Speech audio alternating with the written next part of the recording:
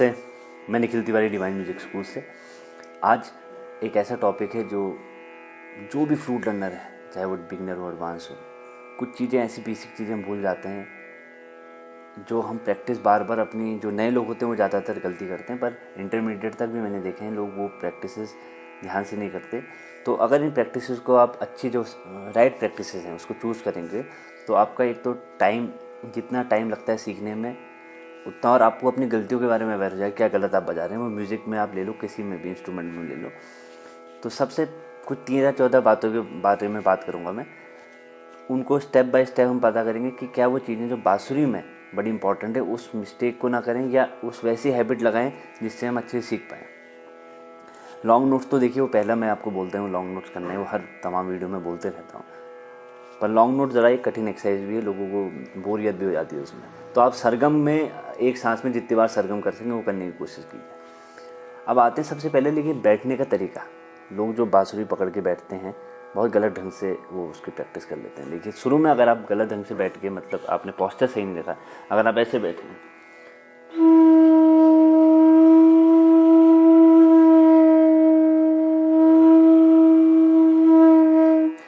जब आप नीचे सर करके और नीचे झुक के बजाते हैं ना, स्वर जो होता है इसका वो एक ख़राब हो जाता है, स्वर बैठ जाता है, उसका दब जाता है। आपको सीधे, या तो आप देखिए शुरू में ये प्रयास करें कि किसी का सहारा ले लीजिए, या तो दीवार का या कुर्सी का, सीधे बैठना है आपको, चेस्ट फुली रहेगी, सांस लेंगे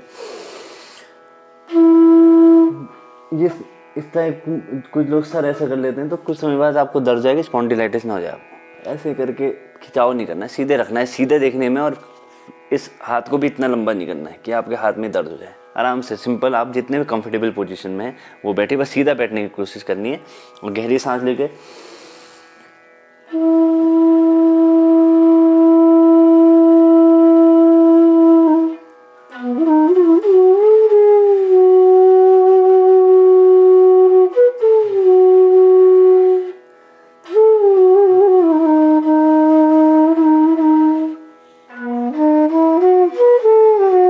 ये हो जाएगा। तो सबसे पहला सिटिंग पोस्चर, कैसे बैठना है वो तरीका बहुत इंपॉर्टेंट है। दूसरा, आप क्या कीजिएगा, अब जब आप गलती करते हैं तो हर बार रुक के चेक करो। उसको क्या होता है, गलती लोग स्किप कर देते हैं। जब भी आप गलती करें, मान लीजिए हम पिरामिड एक्सरसाइज कर रहे हैं,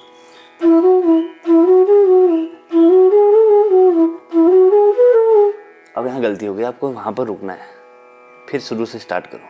जहाँ पर आप गलती कर रहे हैं आपको पता है तो आप उसको स्किप ना करो, उस गलती को आप ध्यान से देखो कहाँ पर कर रहा हूँ, उसको बार बार करो। तो उसको आप प्ले करते रहो, नहीं तो आप गलती को बार बार प्ले करते रहो। रुकना जरूरी, जहाँ पर गलती हो रही है आप मतलब अवेयर हैं, सजग हो गए अपनी गलती के बारे में। तो एक इम्पॉर्टेंट ये भी है कि आपको अपनी गलती पे जहाँ पर रुकना है, फिर उसको देखें कहाँ पर मैंने गलती करी। कुछ लोग होते हैं खाली फ्लूट को बजाना शुरू कर देते हैं, नहीं, पहले टोन क्या आ रहा है बांसुरी का उसको सुनना है कि सही आ रहा है नहीं आ रहा है।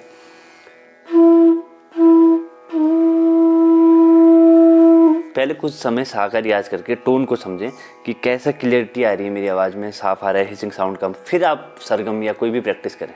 टोन को अगर निगलेक्ट करके करेंगे तो कोई फ़ायदा नहीं होगा। आपका जो लिप का साइज़ है वो ठीक हो रहा है, जो आप फूक रहे हो सही है, हाई नोट सही जा रहे हैं, फिर आप प्रैक्टिस करेंगे। नहीं तो लोग ऐसे प्रैक्टिस करने लग जाते हैं, ये नहीं करना। आराम से धैर्य रख के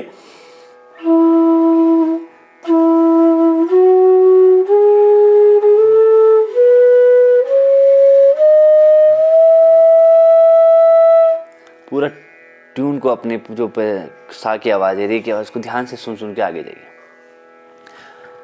कुछ लोग क्या गलती करते हैं, बहुत जल्दी बजाने की कोशिश करते हैं, अभी नए नए, पर आप सारे गामा पाधा निसा, ये स्पीड में नहीं, इससे आपको क्या होगा, ना तो आपकी स्किल डेवलपमेंट होगी और गलत जगह में आपके हाथ सेट हो जाएंगे, और आप तेज करने के लिए जो आवाज़ की क्वालिटी है वो भी कॉम्प्रोमाइज़ हो जाएगी। तेज करने की पहले क्लियर आवाज़, एक्यूरेट जो आप करें वो ध्यान रखिए, एक्यूरेट आपकी ट्यून आए, और एक स्पीड रखें जिसमें मीडियम में आप कंफर्टेबल हो। तेज करके गलत करना गलत है, इसलिए आप उसमें मास्टर बने जिसमें मीडियम, क्योंकि देखिए गाने म्यूज़िक मीडियम स्पीड में भी हो जाता है, उसके लिए आपको बहुत तेज़ नहीं चाहिए, आप आराम से हाँ, इंटरमीडिएट लेवल के बाद जब आपका हाथ अच्छा, तब तो आप फास्ट करने की कोशिश करें चलेगा, पर शुरू में अगर आप फास्ट करने की कोशिश करेंगे तो बहुत दिक्कत आएगी। अब जब आपने बांसुरी के समय दे दिया काफ़ी, अब इंटरमीडिएट में क्यों गलती क्या करते हैं? देखो, बिगिनर में तो आपको नोट देख के करना पड़ेगा, नोट देख के करना पड़ेगा। फिर बाद में सुनने की आदत बिगिनर को भी करनी पड़ेगी, सुनने की आदत। पर जो अब थोड़ा 3-6 महीने दे चुका है बांसुरी का, वो सुने अपने स्वर को, तब वो बजाए, जैसे कुछ धुन बजाए वो निकालने की कोशिश करे। वो नहीं करते। वो थोड़े से में क्या कहते हैं, नहीं आया तो नोटेशन या यूट्यूब देख के नोट, वो बहुत बड़ी गलती है। उससे आप कभी भी वो अचीव नहीं कर पाएंगे। अभी जितने भी फ्लूट लर्नर हैं हमारे, कुछ लोगों ने खुद से गाने बजाने और कुछ मैं धुन बजाता हूँ तो वो अडॉप्ट कर लेते हैं। वो सबसे बड़ी बात है। उनको सिखाने में मज़ा भी आता है क्योंकि हम आलाप कर रहे हैं, वो भी बजा सकते हैं। अब सबको नोटेशन देने में क्या होता है, वो कभी आगे उनकी ग्रोथ नहीं हो रही है, वो सीख नहीं रहे, वो मुझ पर निर्भर है। ये सबसे गलत। टीचर पे भी निर्भर नहीं होना है। इसलिए आपको म्यूज़िक को सुनना भी है और अपने स्वर को सुन के बजाने की प्रैक्टिस करनी है। कुछ लोग फ्रिक्वेंट प्रैक्टिस ही नहीं करते, आज किया कल नहीं किया, परसों किया नरसों नहीं किया, ये फिर कोई फ़ायदा नहीं बांसुरी में, क्योंकि उसमें एक तो आपकी मसल मेमोरी डेवलप नहीं होगी सबसे पहली बात, और आपकी फूंक हर समय सेकी रहेगी जिसमें आपको मधुरता भी नहीं आएगी कभी। ये गलती कभी मत करें कि आज करें कल करें, आधा घंटा रोज़ पहले, फिर हल्के हल्के 45 मिनट, ये एक ध्यान में रखना है। और कुछ लोग 15 मिनट थक जाते हैं तो छोड़ देते हैं बस, ये मत कीजिए। थकने थोड़ा 2 मिनट का ब्रेक, फिर आगे जाइए। जिम जैसा है, आपको एक बैरियर तोड़ना है। 15 मिनट कर पाता हूँ तो मैं 20 मिनट करूँगा लगातार। ये ऐसा तरीका है जिससे आपको जिम जैसा समझो इसको। जैसे हम 20 किलो उठाते हैं तो हम 25 किलो जाएंगे, नहीं जाएंगे तो 20 ही किलो में रह जाएंगे। तो हमें फिर हल्के हल्के वो डेवलपमेंट इसमें भी चाहिए। 10-15 मिनट का रेगुलर करने के बाद हम थोड़ा रुक जाते हैं या फिर छोड़ देंगे या चले जाएंगे, फिर रुक जाइए 5 मिनट का, फिर चालू करिए। ठीक है, तो आपको ऐसा लगेगा 15-20 मिनट के बाद मेरी सांस कम हो रही, पर मैं लगा हूँ, आधा घंटे तक मैंने खींच लिया, तो हल्के हल्के वो आधा घंटे तक सेम टोन आ जाएगा आपको क्वालिटी। तो ये बहुत बड़ा डिफरेंस होता है। तो जब आप स्ट्रगल करते हैं उसको छोड़ें मत। कभी कभी क्या कहते हैं लोग, कोई एक्सरसाइज दी, जैसे मान लीजिए थोड़ी टफ है,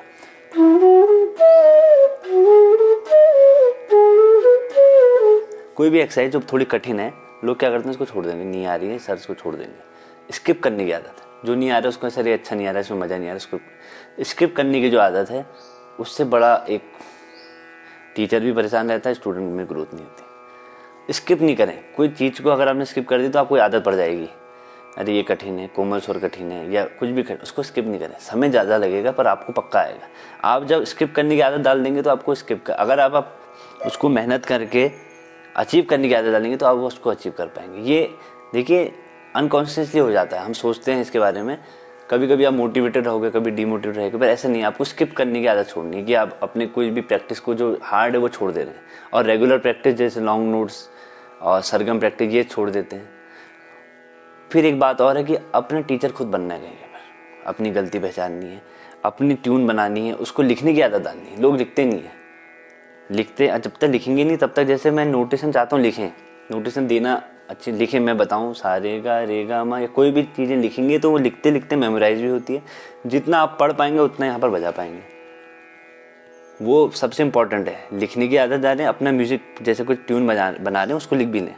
जो अच्छे लेवल में आ गए हैं वो खुद से भी कोई ट्यून बना लेते हैं, जैसे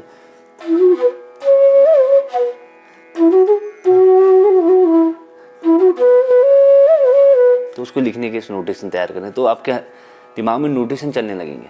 कोई भी एक्सरसाइज आपको आसान लगने लगेगी क्योंकि आप उसको लिख भी रहे हैं। कहते हैं ना लिख लिख के पढ़ो, तो लिखना, नोटेशन बनाना कहाँ पर, तो आपको समझ में आएगा, क्योंकि आप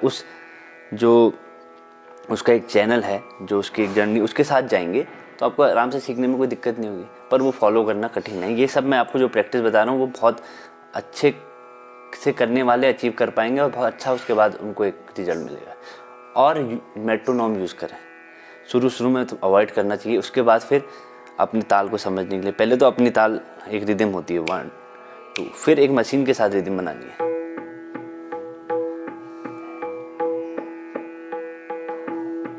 वन 2 3 4 5 6 7 8 9 10 11 12 13 14 15 16 1 2 3। तो आपको ये तो मैंने 3 ताल बजाया, आपको मेट्रोनोम 1 2 3 उसके साथ बोलना चाहिए। सा रे गा मा पा धा नी सा, सा रे गा मा पा धा नी सा, सा नी धा पा मा गा रे सा, सा रे गा मा पा धा नी सा, सा नी धा पा मा गा रे सा, सा रे गा मा पा धा नी सा। तो हल्के हल्के अभ्यासों से आप जो पॉजिटिव कहीं भी सीखेंगे तो वो कहेंगे हाँ आपने अच्छा सीखा है, वो टीचर को सिखाने में भी आपको आसानी होगी, है ना। और उनको लगेगा हाँ ये अच्छे से सीखा हुआ, मतलब सही जगह में गया है, तो वहीं से स्टार्ट कराएगा। कभी कभी क्या होता है, लोग बहुत सीख के आते हैं पर मुझे फिर से शुरू से स्टार्ट करना पड़ता है, कॉन्सेप्ट क्लियर नहीं है। मैं कुछ बातें कर रहा हूँ, वो कुछ और बजा रहे हैं, क्योंकि उनको पता नहीं, बजा ले रहे हैं वो, पर उनको पता नहीं क्या बजा रहा हूँ, क्या बजा के क्या होगा, तो वो बहुत गलती है।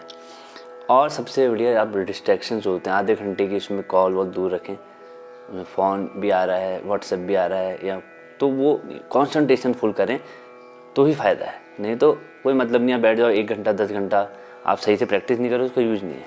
तो ये बातें ध्यान में रखने की है, ये मिस्टेक्स और हैबिट अच्छी बनाने की है, तो आप ज़रूर अच्छे से सीखेंगे। अब बाकी तो ये ज्ञान की बातें हैं, पर इसको बातें कहूँगी तभी आप उसको दिमाग में रखोगे और सीखोगे अच्छे से। ये तरीके से सीखिए, अच्छा लाभ भी होगा और फ़ायदा भी होगा आपको, और फिर प्रैक्टिस करने में मज़ा आएगा, क्योंकि आप बात कर रहे हो, प्रैक्टिस करते अपने नोटेशन से बात कर रहे हो, ट्यून बना रहे हो, सुन रहे हो, सब में एंगेज रहोगे। अब जब आपका दिमाग यहाँ बांसुरी पे, वहाँ कहीं और पे जा रहा है, ऑफिस के काम पे, तो नहीं होगा। बांसुरी जब है तो उसको आपको प्रायोरिटी बनानी पड़ेगी, जिस समय आप बांसुरी कर रहे हैं। इस ढंग से प्रैक्टिस करें। बाकी ऐसे मैं ज्ञान की बातें बोलते रहूँगा, और ठीक है, उससे वार्तालाप भी हो जाती है, और बार बार वीडियो बनाने से अपने स्किल्स भी डेवलप होते हैं। आशा करता हूँ ये वीडियो अच्छा लगा होगा। इन बातों का आप ध्यान देके अपनी फ्रूट जर्नी और अच्छे से आगे बढ़ा पाएंगे। धन्यवाद।